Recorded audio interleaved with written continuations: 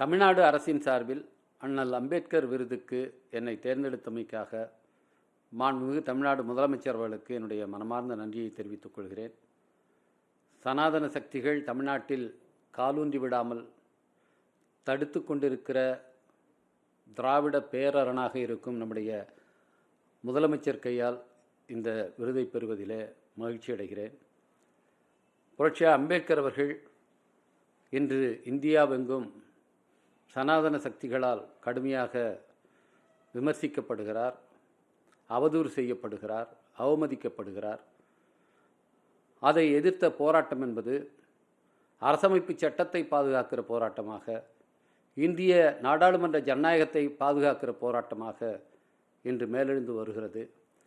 இந்த சூழலில் இந்த விருதுக்கு நான் தேர்ந்தெடுக்கப்பட்டிருப்பது இந்த போராட்டத்தில் முனைப்போடு ஈடுபடுவதற்கு எனக்கு உத்வேகம் அளிப்பதாக இருக்கிறது. புரட்சியார் அம்பேத்கர் அவர்கள் வழியில் சனாதன சக்திகளோடு எந்த சமரசமும் செய்து கொள்ளாமல் எங்களை எல்லாம் வழிநடத்தி கொண்டிருக்கின்ற தலைவர் எழுச்சி தமிழர் அவர்களுக்கு, அவருடைய ஒப்பற்ற தியாகத்துக்கு இந்த விருதை நான் சமர்ப்பிக்கின்றேன். அவருடைய வழிகாட்டுதலில் இந்தியாவிலேயே தனித்துவம் வாய்ந்த ஒரு கட்சியாக விடுதலை சிறுத்தைகள் கட்சி அம்பேத்கரிய கட்சியாக திகழ்ந்து கொண்டிருக்கிறது.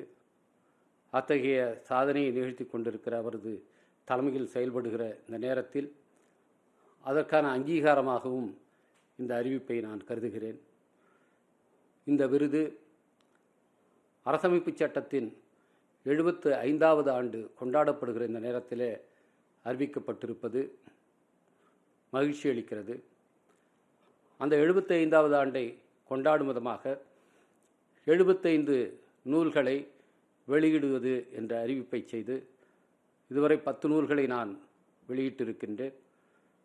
தொடர்ந்து அம்பேத்கரிய சிந்தனைகளை பரப்புவதற்கும் அவரது வழியிலே சமரசமில்லாமல் போராடுவதற்கும் இந்த விருது ஊக்கமளிப்பதாக இருக்கும். இந்த விருதை அறிவித்த மாண்பு முதலமைச்சர் அவர்களுக்கு மீண்டும் என்னுடைய நன்றியை தெரிவித்துக் கொள்கிறேன்.